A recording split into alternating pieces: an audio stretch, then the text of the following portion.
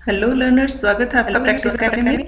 और आज हम कर रहे हैं रीड लेवल 2 जो इंग्लिश का एग्जाम हुआ है 27 फरवरी 2023 को। उसके इंग्लिश के जो क्वेश्चंस हैं उनको हम सॉल्व करेंगे। 66 नंबर क्वेश्चन है, choose the correct indirect speech of the given sentence from the options that follow. He said to me how is your mother, तो इसका हमें इनडायरेक्ट स्पीच जो है वो करना है। He asked me how my mother was, ये इस क्वेश्चन का राइट आंसर होगा। नेक्स्ट क्वेश्चन है, choose the correct one word substitution for the given phrase a person who thinks of only himself, तो इस क्वेश्चन का राइट आंसर होगा egoist. Next question है, identify the noun clause in the following sentences that you have come pleases me. ठीक है, that you have come pleases मी, इस question का right answer होगा ऑप्शन डी। हमें नाउन क्लोज आइडेंटिफाई करना है। ऑप्शन डी जो है दैट यू हैव कम, ये इस क्वेश्चन का राइट आंसर होगा। नेक्स्ट क्वेश्चन है 69 number question, choose the correct form of active voice from the options for the given sentence. I was invited to the party by him, इसका जो C option है, he invited me to the party. ठीक है, तो active voice हमें choose करना है। ये पैसिव वॉइस ऑलरेडी उन्होंने दे रखा है, I was invited to the party by him. इसका जो एक्टिव वॉइस है वो होगा he invited me to the party. Next question है, choose the correct form of the verb in brackets from the options that follow. I meet him yesterday, तो हमें meet का जो करेक्ट फॉर्म ऑफ वर्ब जो है वो बताना है। इसका सी ऑप्शन इसका राइट आंसर होगा met। नेक्स्ट क्वेश्चन है, choose the correct option to fill the in the blank. He cut the apple a knife blank a knife, तो इसका जो राइट आंसर है वो होगा विद। बहुत ही आसान क्वेश्चन है फ्रेंड्स। 73 नंबर क्वेश्चन है, what did God pour on man, तो ये जो पैराग्राफ आपका आया था रीड द फॉलोइंग पैसेज या जो है 73 नंबर जो क्वेश्चन है उसका आंसर होगा ए ब्लेसिंग। नेक्स्ट क्वेश्चन है, change the following sentence into active voice from the options given below. हमें एक्टिव वॉइस जो बताना है, पैसिव वॉइस ऑलरेडी दिया हुआ है। He was accused of theft, तो इसका राइट आंसर होगा people accused him of theft. Next question है, choose the correct form of indirect narration for the given sentence. He said I am a student, तो इसमें देखिए confuse करने वाले दो ऑप्शन थे।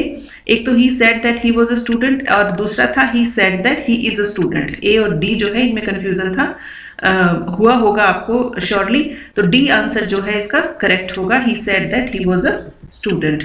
नेक्स्ट क्वेश्चन है, choose the correct meaning of strike while the iron is hot from the given options. तो इसमें जितने भी ऑप्शंस दिए हुए उनमें डी ऑप्शन जो है वो इसका करेक्ट आंसर होगा, to take advantage of an opportunity as soon as it exist. Next question है, choose the correct option antonym of the given word from the options that follow। तो हमें काम जो वर्ड है उसका एंटोनिम हमें बताना है। बाकी देखिए अनपर्टर्ब्ड, ट्रैंक्विल और सरीन जो है वो तीनों ही काम के सिनोनिम है। जो ओनली बी ऑप्शन है disturbed, that is the antonym of काम।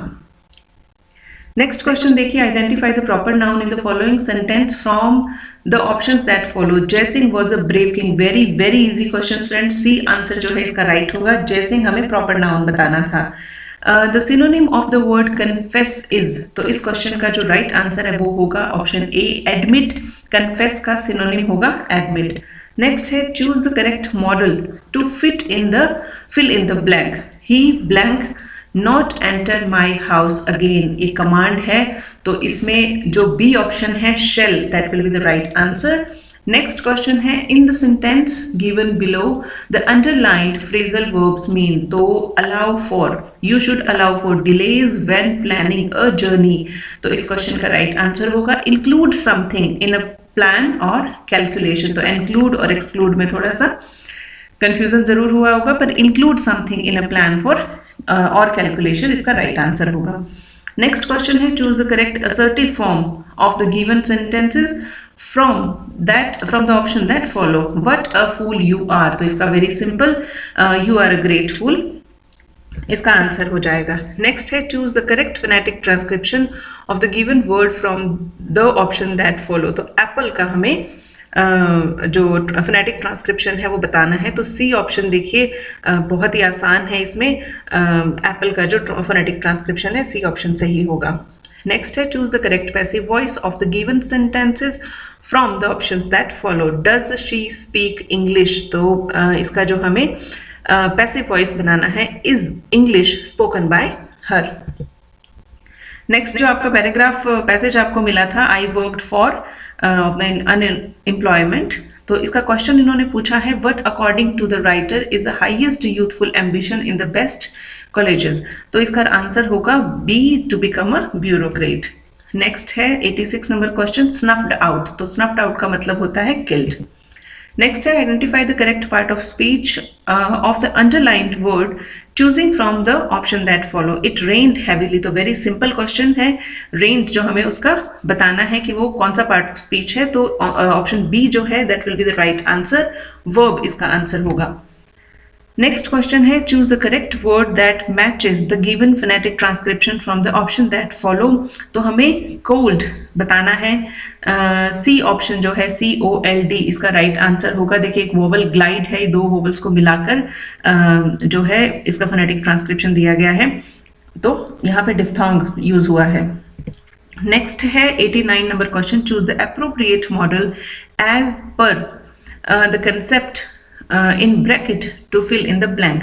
I blank be 16 on Monday। तो देखिए सिंपल फ्यूचर है, फिक्स्ड फ्यूचर है जिसको हम अवॉइड नहीं कर सकते।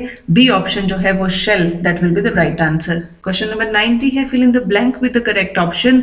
Bread and butter is good for health. तो बचपन से ये जो क्वेश्चन है आपको हर इंग्लिश की बुक में मिल जाएगा कि ब्रेड एंड बटर जो है उनको सिंगल यूनिट के रूप में कंसीडर किया जाता है। तो is will be the right answer. Read the poem, freedom is the blank as Roberts do. तो इस क्वेश्चन इस पोएम के थ्रू आपको ये क्वेश्चन पूछा गया था कि व्हाट इज फ्रीडम। तो देखिए ऑप्शंस जो है इनको एलिमिनेट करना बहुत आसान हो रहा है। डी ऑप्शन जो होगा the right to do as one pleases, इसका राइट आंसर होगा। नेक्स्ट है choose the correct option which one of the following is a feature of an ode. तो एलिवेटेड स्टाइल जो है वो ओड का फीचर होता है। नेक्स्ट है choose the correct option, the sun smiled down on the flower and the light danced on them is an example of. देखिए sun smiled and light danced, तो personification साफ साफ पता चल रहा है कि पर्सोनिफिकेशन जिसको हम हिंदी में मानवीकरण भी कहते हैं, तो ये इसका राइट आंसर होगा। Read the passage. नेक्स्ट एक और पैसेज है, we all want to live dash dash our ancestors. तो इसमें आपको क्वेश्चन पूछा गया था all human effort are dedicated to. तो इसका सी जो ऑप्शन है वो लिविंग वेल, वो सही आंसर होगा। Fill in the blanks with the correct option. Her father accompanied by her all her uncles blank late. तो देखिए इसमें हर फादर जो है हमें देखना है, उसके अकॉर्डिंग जो है वो डी आंसर जो है वॉज इसमें सही आंसर होगा। Identify the correct form of tense in the underlined part of the given sentence. Very easy question again. When I arrived, Tom was talking on the phone. तो past continuous का ये sentence है। Next question है 97 number question, choose the correct direct speech of the given sentence from the options that follow. She says that Tom is a doctor. तो ये indirect speech हमें दी हुई है, इसका हमें डायरेक्ट स्पीच बताना है। तो ऑप्शन बी जो है she says Tom is a doctor, इसका राइट आंसर होगा। नेक्स्ट क्वेश्चन है choose the correct tense of the verb in bracket from the options that follow. You pass the exam if you had studied hard। तो इसका जो B answer है would have passed will be the right answer। Next question है choose the correct antonym of the given word from the options that follow। तो criticize जो word है उसका antonym हमें बताना है। तो condemn, blame और ये बाकी जो सब आपको ऑप्शन दिखाई दे रहे हैं ये क्रिटिसाइज के सिनोनिम्स हैं। कमेंड जो है वो क्रिटिसाइज का एंटोनिम है। 100 नंबर क्वेश्चन है choose the correct model auxiliary। You blank pay a little more attention to your appearance to express the degree of dissatisfaction and reproach। तो इसका जो might आंसर है वो सही होगा। 101 number question है, choose the correct phrasal verb for the underlined word from the options that follow. The chief guest distributed the prizes. तो option जितने भी हमें दिए हुए थे उनमें से गिव अवे जो आंसर है वो राइट होगा. जो सोशल मीडिया से कनेक्टेड है वो गिव अवे जो फ्रेजल वर्ब है उससे बहुत अच्छी तरह से वाकिफ होगा. 102 नंबर क्वेश्चन है, choose the correct options from for the given phonetic transcription from the option that follow. तो ये जो हमें फोनेटिक ट्रांसक्रिप्शन दिया है, एस और डबल डॉट जो आपको दिखाई दे रहे हैं, ये बोथ सी एंड सी, ये इन दोनों का प्रोनाउंसिएशन सेम होता है, तो दोनों के लिए इसी तरह का फोनेटिक ट्रांसक्रिप्शन जो है वो यूज किया जाता है. नेक्स्ट क्वेश्चन है, choose the correct meaning of the given idiom from the options that follow. Turn a blind I means to. तो इसका आंसर होगा refuse to acknowledge a known truth. ठीक है. नेक्स्ट क्वेश्चन है, choose the correct part of the speech of the underlined word of the following sentence from the options that follow. They arrived soon after. तो बहुत ही आसान question है. Adverb जो है, ये आफ्टर जो वर्ड है वो एडवर्ब है. नेक्स्ट क्वेश्चन है, choose the correct option to fill in the blank. What is the time by your watch. तो ये तो जबान पे चढ़ा हुआ जो है ये ऑप्शन है, क्योंकि जब भी हम टाइम के बारे में पूछते हैं तो बाय जो है वो प्रीपोजिशन का यूज किया जाता है. नेक्स्ट है, choose the correct phrasal verb to fill in the blank. We must cut down expenses और we will be getting into debt. तो कट डाउन जो है वो कटौती करने के लिए कट डाउन फ्रेजल वर्ब का यूज किया जाता है. नेक्स्ट क्वेश्चन है, choose the correct answer from the given options to identify the underlined part of the sentences. I will do it when I please. तो ये जो क्वेश्चन है इसका आंसर होगा adverb clause. Choose the correct options to fill in the blank. An amendment होगा has been made to the bill. तो amendment जब और bill का जो यहाँ पर to जो preposition है वो यूज की जाएगी. Choose the correct answer from the given options to identify the underlined part of the sentence. Where he lives is not known. तो where जो शब्द है वो देखकर आपको थोड़ा बहुत confusion हुआ होगा कि ये कहीं adverb clause या इस तरह का नहीं हो, पर ये जो है इस पूरे sentence में where he lives जो आपको दिखाई दे रहा है ये noun clause जो है. Next question है, fill in the blank with the correct form of the verb given in bracket. Choose from the options that follow. It's time you. हाँ जी, ये बड़ा शानदार क्वेश्चन है. It's time you go जो है वो इन्होंने ब्रैकेट में दे रखा है to bed. ये बहुत ही लेवल का क्वेश्चन है, तो इसका जो आंसर है वो होगा ऑप्शन ए went. नेक्स्ट है, choose the correct direct speech of the given sentence from the option that follow. तो हमें इनडायरेक्ट दिया हुआ है, डायरेक्ट जो है वो हमें चूज करना है. The teacher said that oil floats on water. तो देखिए जो यहाँ पे जनरल जो फैक्ट की बात हो रही है, यूनिवर्सल ट्रूथ की बात हो रही है, तो इसका जो सही आंसर होगा the teacher said oil floats on water. C option जो है वो इसका राइट आंसर होगा. नेक्स्ट क्वेश्चन है, fill in the blanks with the correct option. Not one of the lectures blank interesting. ध्यान से देखिए, not one of the lectures is interesting. तो यहाँ पे इसका आंसर जो होगा वो राइट होगा is. Identify the underlying part of speech in the following sentence. A thing of beauty is joy forever. John Keats की कविता में से ये लिया गया है line, a thing of beauty. तो अगर आप इसको नाउन कहें या नाउन फ्रेज कहें, दोनों ही बात सही है. इन्होंने नाउन पूछा है, ऑप्शन में नाउन दिया है, तो इसका आंसर होगा नाउन. नेक्स्ट क्वेश्चन है, choose the correct one word substitution for the following. A story, poem और picture that can be interpreted to reveal a hidden meaning, typically a moral और political one. तो देखिए इस question का right answer होगा allegory. तो इस तरह की कोई भी स्टोरी या पोइम या पिक्चर जो होती है वो हिडन मीनिंग को रिवील करने के लिए होती है, और टिपिकली उनका जो मोरल या पॉलिटिकल पर्पस होता है. नेक्स्ट है 115 नंबर जो क्वेश्चन है, change the following sentences into active voice from the options given below. My pocket has been picked. तो बहुत आसान है, someone has picked my pocket. Next question है choose the correct option, which one of the following is not a feature of sonnet. बहुत ही शानदार मजेदार question है, जिन्होंने लिटरेचर को या लिटरेचर जो जॉनरास हैं उनको थोड़ा बहुत भी पढ़ा है तो उनके लिए मजेदार क्वेश्चन है। देखिए लिरिक पोएम होती है, it may have an Octave and sestet, ठीक है, ऑक्टेव सेस्टेट होते हैं उसके अंदर, और दूसरा जो फॉर्म है सोनेट का उसके अंदर 3 क्वाड्रेंट्स और एक जो कंक्लूडिंग कपलेट है वो होता है। 14 लाइन्स है, ये तो पता ही है सबको कि 14 लाइन होती है एक सोनेट में। It is never written in iambic pentameter, तो ये जो बात है ये गलत है। एक्चुअली जो सोनेट है उसको आयम्बिक पेंटामीटर में ही लिखा जाता है, तो ऑप्शन डी जो होगा यहाँ पर वो हमारा राइट आंसर हो जाएगा। Choose a verb in agreement with its subject in the following sentence. Politics, तो यहाँ पर with him the business of his life, तो यहाँ पर जो right answer है वो होगा was, option D. Next है answer the question.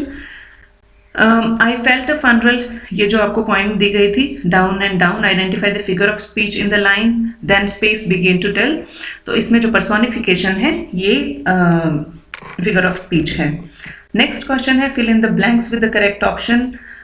Stop beating around the bush, tell me what really happened. ये तो जो सेम क्वेश्चन है थोड़ा सा ट्विस्ट करके रीड लेवल 1 का जो पेपर था उसमें भी ये सेम ये पूछी गई है। तो बीटिंग अराउंड द बुश का मतलब होता है फालतू की बात न करके मुद्दे की बात करना, जो इम्पोर्टेंट है उसकी बात करना, या उस पेपर में इसका मीनिंग पूछा गया था कि इसका क्या मतलब होता है।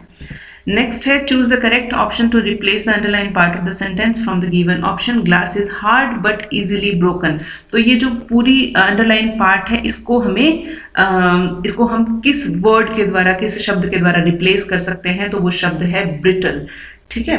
नेक्स्ट है choose the correct exclamatory form of the given sentence from the options that follow. It is very sad poor Bimla is dead, तो इसमें जो B option है alas poor Bimla is dead will be the right answer. Next question है choose the correct compound form of the given sentence from the options that follow. Seeing a bear coming he lay on the ground, तो इसका right answer होगा he saw a bear and lay on the ground. Next question है choose the correct tense of the verb in a bracket from the options that follow. If I were you, I bracket में buy इन्होंने दिया है a car, तो इस question का right answer होगा option D should buy. Choose the correct active voice of the given sentence from the options that follow. तो इस बार जो पैसिव वॉइस है वो दिया गया और एक्टिव वॉइस पूछा गया है। तो the man wasn't given money by her, तो इसका राइट आंसर जो होगा she didn't give money to the man.